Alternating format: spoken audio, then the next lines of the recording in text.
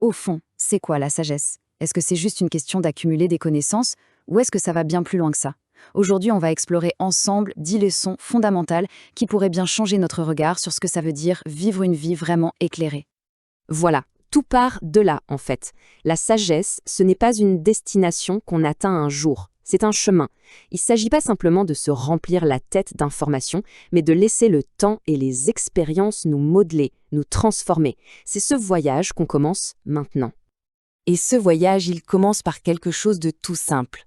Ouvrir les yeux. La toute première clé de la sagesse, c'est de regarder le monde autour de soi avec humilité, avec la curiosité d'un enfant qui découvre tout pour la première fois. Et pour nous guider, qui de mieux que Socrate lui-même? Il nous a laissé cette phrase qui a traversé les siècles et qui, encore aujourd'hui, est d'une pertinence incroyable.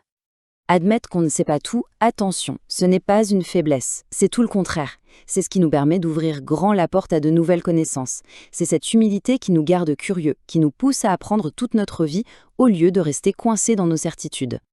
Et cette humilité, justement, elle ouvre la porte à une autre façon d'apprendre, une qui est peut-être encore plus efficace.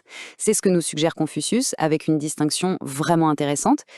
L'idée, là, est super puissante. Bien sûr, apprendre de ses propres échecs, c'est essentiel. Mais si on pouvait observer attentivement les autres, comprendre leur parcours, leurs erreurs, ce serait comme avoir une carte pour éviter les pièges.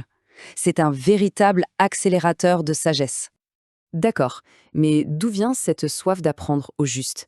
Aristote nous ramène à la source, à l'étincelle initiale, à cette émotion qui est le vrai point de départ de toute quête de savoir. Cette leçon nous rappelle une chose, il faut à tout prix cultiver notre capacité à nous étonner.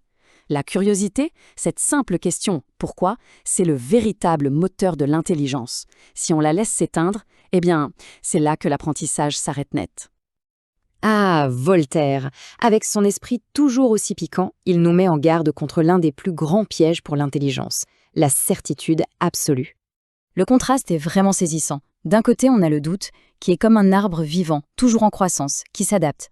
De l'autre, la certitude, c'est comme une forteresse aux portes closes. Douter, c'est se donner la permission de grandir. La certitude, elle, nous enferme. Alors, on a observé, on a douté, mais il y a une autre compétence cruciale. Platon nous la présente un peu comme un fruit que l'on récolte après une vie entière passée à écouter. Mais attention, écouter, ce n'est pas juste rester silencieux en attendant son tour pour parler. Non, c'est un vrai processus actif. D'abord, on écoute, avant de parler. Ensuite, on observe, avant de juger. Et c'est seulement après avoir fait tout ça que la vraie compréhension, la sagesse, peut commencer à naître. Après avoir appris à observer le monde, le chemin de la sagesse nous invite à un autre voyage, peut-être encore plus profond, un voyage à l'intérieur de soi. C'est la deuxième grande étape de notre parcours. Et là, Lao Tse nous donne une distinction capitale. On peut passer sa vie à accumuler des connaissances sur le monde, sur les autres, et devenir très savant. Mais la véritable sagesse, celle qui transforme une vie, on ne la trouve qu'en tournant son regard vers l'intérieur. La vraie maîtrise, elle commence par une connaissance honnête de soi. Comprendre ses forces, accepter ses limites, et surtout, apprendre à naviguer dans le flot de ses propres émotions, c'est la seule façon de vraiment tenir la barre de sa propre vie. Et cette maîtrise de soi, elle trouve une application très concrète dans la philosophie stoïcienne, incarnée ici par l'empereur philosophe Marc Aurèle. C'est une leçon incroyablement pratique. La clé de la tranquillité, c'est de réussir à faire le tri. Le tri entre ce sur quoi on a un vrai pouvoir d'action et tout le reste, tout ce qui nous échappe.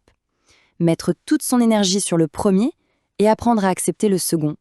Voilà le cœur de la sagesse stoïcienne. Bon, une fois qu'on a appris du monde et de soi-même, on en fait quoi de tout ça? La sagesse, elle n'est pas faite pour rester dans la tête, elle doit prendre vie. C'est notre dernière partie, la sagesse en action. Et la première action sage, c'est de vivre en accord avec la vérité. Bouddha nous le rappelle avec une métaphore aussi simple que puissante. Ce que ça nous dit, au fond, c'est une invitation à l'intégrité.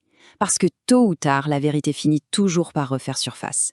Tenter de la dissimuler, c'est une stratégie à court terme qui est vouée à l'échec. La sagesse, c'est de bâtir sa vie sur du solide. Mais ce chemin vers la sagesse, est-ce que c'est un chemin qu'on parcourt seul? Un proverbe africain nous offre une réponse magnifique qui nous rappelle cette dimension profondément humaine et collective. L'image du baobab est juste parfaite. La sagesse est un arbre trop immense pour qu'une seule personne puisse l'étreindre. Elle se nourrit des échanges, du partage, du dialogue. Personne ne devient sage tout seul, dans son coin. Alors, récapitulons. On a vu qu'il faut comprendre le monde, se comprendre soi-même, être dans la vérité.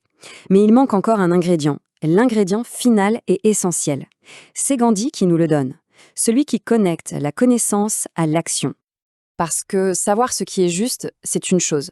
Avoir le courage de le faire, c'en est une autre. Et c'est peut-être ça, la sagesse ultime. Ce n'est pas une destination, c'est un chemin. Un pas après l'autre, une leçon à la fois. Alors la seule question qui compte vraiment, c'est celle-ci. Quelle sera la prochaine leçon sur notre propre chemin ?